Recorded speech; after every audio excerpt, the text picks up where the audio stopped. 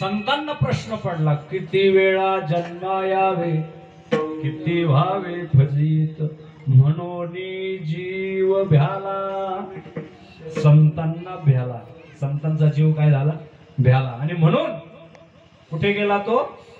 शरण गेला विठोशी. विठूला शरण गेला, विठूला शरण गेला. विठूला शरण गेला म्हणजे काय? अवघ्या ज्या काही वासना आहे त्या सगळ्या वासना हरिरूप झाल्या म्हणजे शरण गेला. शरण जाणं म्हणजे काय? असं हात जोडणं आणि त्याच्या पुढे जाऊन पडणं म्हणजे शरण जाणं नाही. शरण शरण या शब्दाचा अर्थ फार वेगळा काढलाय माणसाने. शरण म्हणजे कुठेतरी हात पसरायची, त्याला कुठेतरी मागणी मागायची, मग त्याला शरण गेलं. शरण तसं नाही. शरण म्हणजे तुमच्या मनातल्या सगळ्या इच्छा आकांक्षा तद्रूप होणं, त्याचं नाव आहे शरण. आणि त्या ठिकाणी मग तुकोबाराय म्हणतात, शरण शरण हनुमंता तुम्हा आलो राम. तुम्हा आलो म्हणजे तुमच्या बरोबरीने आलो, तुमच्या प्रमाणे झालो, तुमच्या प्रमाणे झालो. तुम्हाला शरण आलो म्हणजे तुमच्या बरोबरीने आलो. माझ्या मनामध्ये आता कोणत्याही वासना, अपेक्षा, इच्छा, आकांक्षा शिल्लक राहिलेली नाही. जन्म घेणे लागे वासनेचे संगे, त्याच वासना काय? सगळ्या त्याच वासना काय झाल्या?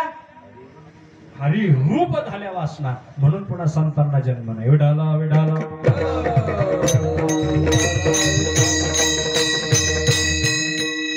वासना तुम्हा आम्हाला भटकवतात. अपेक्षा, इच्छा, आकांक्षा, ह्या आकांक्षा तुम्हा आम्हाला भटकवतात. नाहीतर आपण आलोय कुठून? त्या भगवंतापासून जन्माला आलेलो आहोत आणि आपल्याला जायचंय कुठं? भगवंतापाशी जायचंय. आणि त्या सगळ्यांचं मूळ, त्या सगळ्यांचं मूळ त्या भगवंतापर्यंत जायचं असेल तर ते कसं जायचं, ते जाणून कसं घ्यायचं, ते ज्ञान आपल्याला पाहिजे की नाही? आपल्याला जायचंय भगवंताकडे. आपल्याला आपण ज्या गावावरून आलो, राळे सांगून आपण शेजारच्या गावाला, लेकीच्या गावाला गेली, एखादी म्हातारी आपल्या लेकीकडे गेली. लेकीकडे गेल्यावर तिला माहित पाहिजे मी कोणत्या गावाला आली, बरोबर की नाही? आता माझं गाव कोणतं, पुन्हा मी ते कोणत्या गावाला गेलं पाहिजे. नाही ते लेकीच्या गावाला गेली, गावच विसरली, गाव विसरली. तिला त्या गावात ठेवतील का? त्या गावात सांभाळतील का तिला? त्या गावात सांभाळतील का तुम्हाला? तुमची लेक समजा शेजारच्या गावामध्ये, तुम्ही तिच्या गावामध्ये गेले, तिच्या घरामध्ये राहिल्या, 4 दिवस सांभाळतील, 4 दिवस सांभाळतील. 4 दिवसाच्या नंतर सांभाळतील का तुम्हाला? नाही सांभाळणार. तसं तुमचं आमचं आहे. तुम्ही आम्ही ज्या ठिकाणावर आलो त्या ठिकाणी जाण्यासाठी विसरलोय. आपण त्या ठिकाणी जायचं विसरलोय. नेमकं आलो कुठून हे लक्षात नाही. कशामुळे लक्षात नाही? ज्ञानच नाही. विसरला कशामुळे? ज्ञान नाही. ज्ञान नसल्यामुळे विसरला. आणि हे जे ज्ञान आहे हे संत तुम्हा आम्हाला करून देतात. विठाला विठाला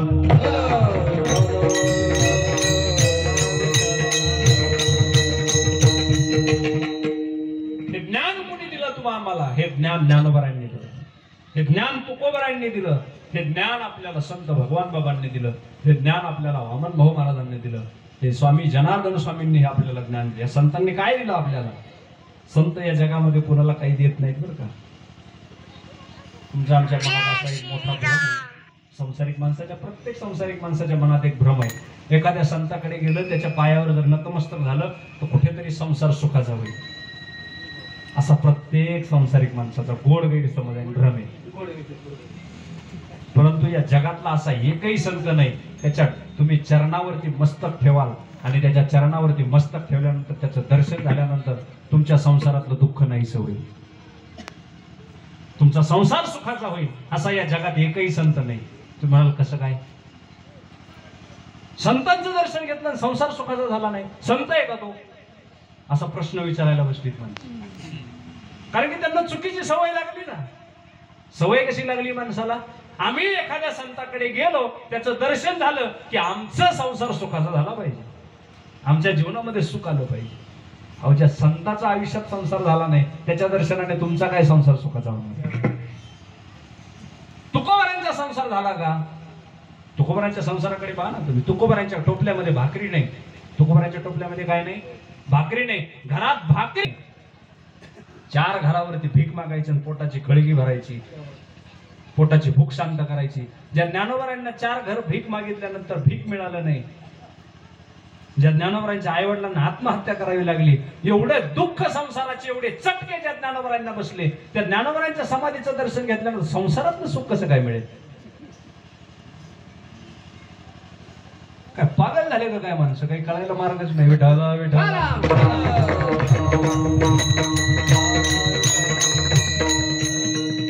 ज्या भगवान बाबांनी पोटाला चिमटा देऊन जनावराला ज्या कण्या शिजून खाऊ घातल्या जातात, त्या कण्या खाल्ल्या. आपण ज्या जनावराला कण्या घालतो की नाही, शिजवून खाऊ घालतो की नाही, त्या कण्या भगवान गडावरती भगवान बाबांनी शिजवल्या. जनावर एकीकडे खात होते आणि माणसं एकीकडे खात होते. काय खात होते? कण्या.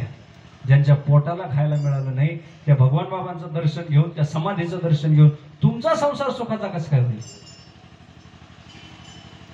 या जगातल्या कोणत्या संताचं दर्शन घेऊन तुमचा संसार सुखाचा होणार नाही? मग संताचं दर्शन घ्यायचं कशाला? आमचा संसार सुखाचा होत नसेल, संत काय जाळायचे का? अशी संसारातली माणसं म्हणतात. काय करायचं त्या संतांचं आम्हाला? पण ज्याला देव पाहिजे त्याच माणसाने संताकडे जावं. तुकोबारांचा जरी संसार झाला नसला तर तुकोबारांच्या प्रत्येक अभंगाच्या प्रत्येक शब्दामध्ये देव आहे. जरी संसार नसला तुकोबारांकडे, जरी संसारातलं सुख समाधान, संसारातली कोणतीही गोष्ट तुकोबारांकडे जरी नसली, पण तुकोबारांच्या प्रत्येक शब्दामध्ये देव आहे. देव. तुकोबारांच्या प्रत्येक शब्दामध्ये काय? तुका म्हणे पहा शब्दच्या देव. तुकोबाराय काय म्हणतात? अरे माझा प्रत्येक अभंग एक देव आहे, प्रत्येक शब्द माझा देव आहे. आणि तुम्हाला देव पाहिजे असेल तर माझ्याकडे या. तुम्हाला देव पाहिजे असेल तर तुम्ही ज्ञानेश्वरीकडे जा. आमच्याकडे काय? आमच्याकडे पाकिट आहे. आमच्याकडे देव नाही. तुम्हाला देव पाहिजे तर प्रत्यक्ष देव तुकोबारांच्या प्रत्येक अभंगात आहे. त्या अभंगाकडे तुम्ही ज्यावेळी जाल त्याच वेळी तुम्हाला देव भेटेल. नाही असे हजारो कीर्तन ऐकले तरी देव भेटणार नाही. विठाला विठाला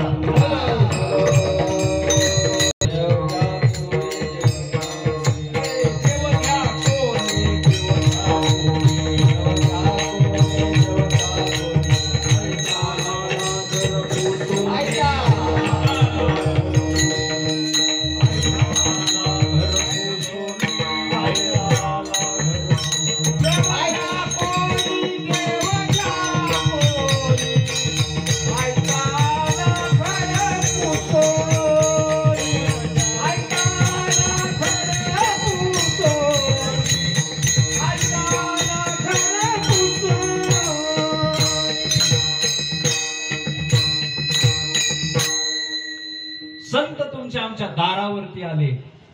जसं पहिल्या गावामध्ये एक स्त्री यायची आणि स्त्री गावामध्ये यायची, तिच्या डोक्यावरती टोपली असायची.